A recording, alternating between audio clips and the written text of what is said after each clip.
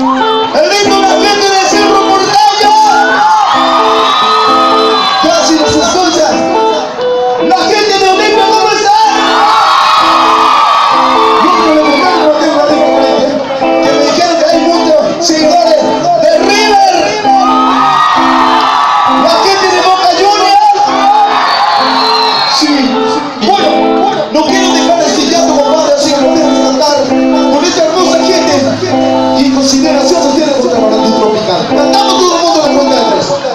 Una, dos y tres.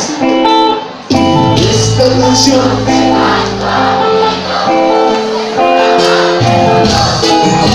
se escribe bien. Discúlpenme por favor.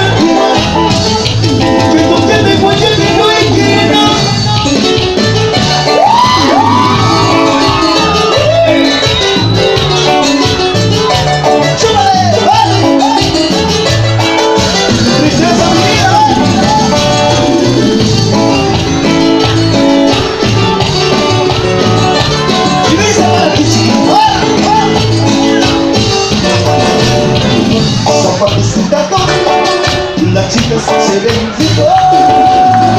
y tú solo tus hijos con zapatos de tacón, se va la familia cuando se pone un vestido. Con zapatos de tacón, las chicas se